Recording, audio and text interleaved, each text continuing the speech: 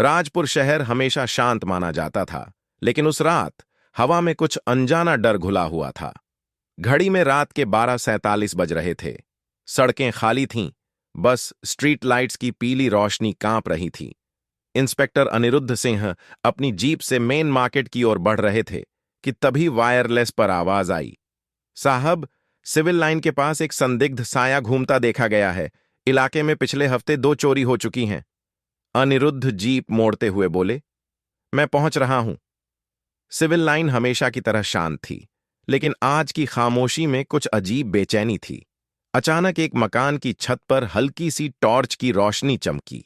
अनिरुद्ध ने बिना आवाज किए घर के बाहर खड़ी पेड़ की आड़ ले ली और हाथ में पिस्टल थाम ली। एक काले कपड़ों में लिपटा आदमी छत के किनारे पर झुककर कुछ ढूंढ रहा था।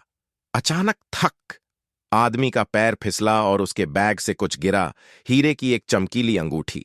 अनिरुद्ध गर्जा, रुको, पुलिस! वह आदमी बिजली की तरह भागा, छत से कूदकर पीछे वाले रास्ते की ओर भागा। अनिरुद्ध भी उसके पीछे दौड़ा। 3 गलियों को पार करने के बाद चोर एक बंद गली में फंस गया। पीछे मुड़कर उसने चाकू निकाल लिया। उसका चेहरा स्ट्रीट लाइट की रोशनी में साफ दिखा।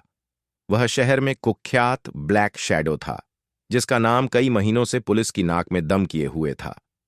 बहुत भाग लिया, अनिरुद्ध ने शांत स्वर में कहा, अब खत्म। ब्लैक शैडो ने चाकू लहराया, लेकिन अनिरुद्ध ने झटके से उसकी कलाई पकड़ ली। दोनों में जोरदार संघर्ष शुरू हो गया। एक पल ऐसा आया जब चोर ने अनिरुद्ध की कमर से पिस्तौल छीनने की कोशिश की, बट अनिरुद्ध की ट्रेनिंग भारी पड़ी।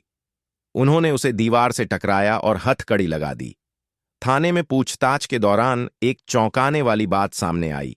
ब्लैक शैडो कोई प्रोफेशनल चोर नहीं था, बल्कि रोनित मल्होत्रा, एक नामी जौहरी, जो अपनी ही दुकान से कीमती सामान चोरी कर बीमा क्लेम लेता था। आज रात वह एक और चोरी को फाइनल टच देने आया था। अनिरुद्ध ने फाइल बंद करते हुए कहा, कभी कभी सबसे चमकदार चीजें सबसे ज्यादा अंधेरा छुपाती हैं। रोनित ने सिर झुका लिया। शहर में फिर से शांति छा गई, लेकिन अनिरुद्ध जानता था, अपराध की दुनिया में काली रातों का पीछा कभी खत्म नहीं होता।